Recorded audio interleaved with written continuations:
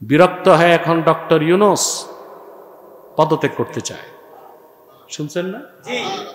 এটা গতকাল ছিল টক অব দ্য কান্ট্রি, যে আশা আকাঙ্ক্ষা নিয়ে 5ই আগস্ট 1400 মানুষের জীবনের বিনিময়ে অভ্যুত্থান হয়েছে। দায়িত্ব যারা পেয়েছে, রাজনৈতিক নতুন দল যারা গড়ে তুলেছে, তারা কি দেশকে নতুন বন্দোবস্ত দিতে পেরেছে? কথা বলে একটা সংস্কারও করতে পেরেছে? বিরক্ত হয়ে এখন ডক্টর ইউনূস পদত্যাগ করতে চায়। শুনছেন না?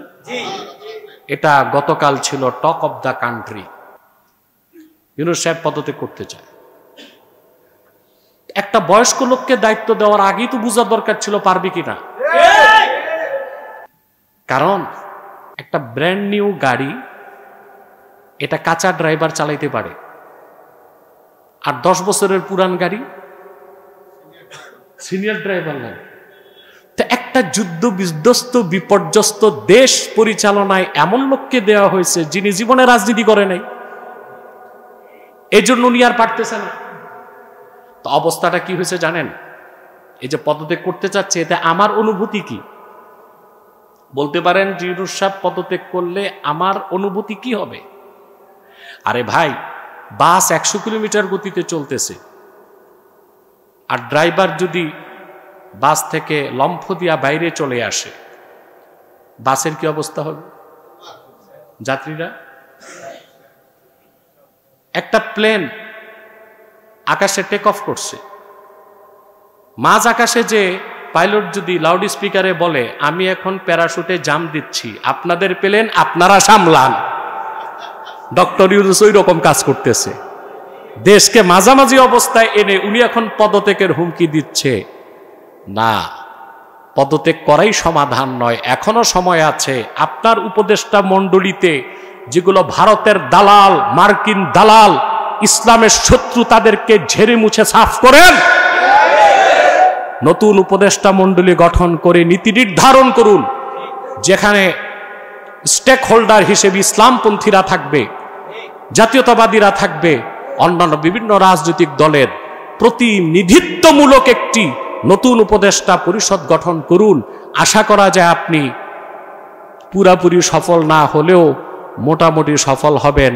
মাঝ আকাশে প্লেন উড়ায়া পাইলট প্যারাশুট দিয়া নামার যে চেষ্টা, আপনার রাষ্ট্র পরিচালনায় ওই চেষ্টাটা দরকার হবে না। ঠিক না? কারণ কি? কেউ কাউকে সহযোগিতা করতেছে না। এখন বাংলাদেশে এক দলের বিরুদ্ধে, জামাত বিএনপিতে দ্বন্দ্ব, বিএনপি এনসিপিতে দ্বন্দ্ব, 1400 মানুষ কি জীবন দিছে এগুলো দেখতে? কথা বলে সবকিছুর মূলে হচ্ছে রাষ্ট্র পরিচালনায় যাদেরকে আপনারা পাঠান, এদের মধ্যে বিদ্যা, বুদ্ধি, ডিগ্রি, টাকা পয়সা, বিত্ত বৈভব সব আছে, শুধু একটা জিনিস নেই, তাকওয়া নাই, দ্বীনের সমঝ নাই, আল্লাহর ভয় নাই, ইমানদারি নাই, আমানতদারি নাই। প্রত্যেকেই এখন মাথা বিক্রি করা শুরু করছে, মাথা বিক্রি করা শুরু করে দিচ্ছে। তাহলে ব্যক্তি জীবন, সমাজ জীবন, রাষ্ট্র জীবনের সফলতার জন্য মূল পাথেয় হচ্ছে কি বলুন তো? এই তো বুঝে গেছে। সুবহানাল্লাহ। আল্লাহ তাআলা কোরআন কারীমে বলেন, ওয়াতাযাওয়াদু ফাইন্না খায়রাজ যাদিত তাকওয়া। আরবিতে তাজাউদ বলা হয় ইত্তেখাজু জাদ, জাদ তৈরি করাকে। জাদ কাকে বলে? আম্মা জাদ ফাহুয়া তাআমুল্লাযী ইয়াস্তাসহিবুহুল মুসাফির।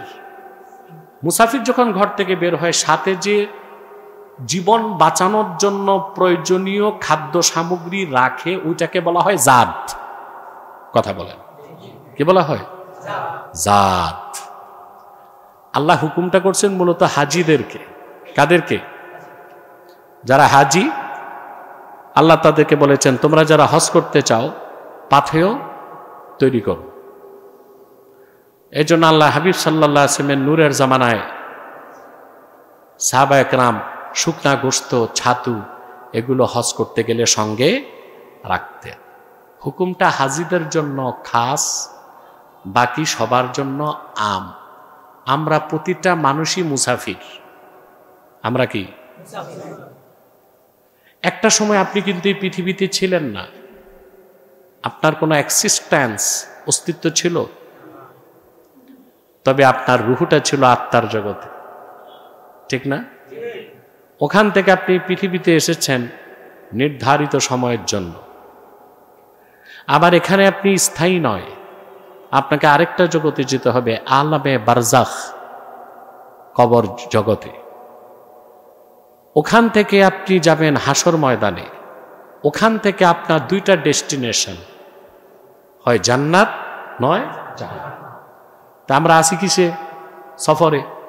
আমরা সবাই আছি। তো সফর করতে হলে সাথে কি লাগে? পাথেয় জাত।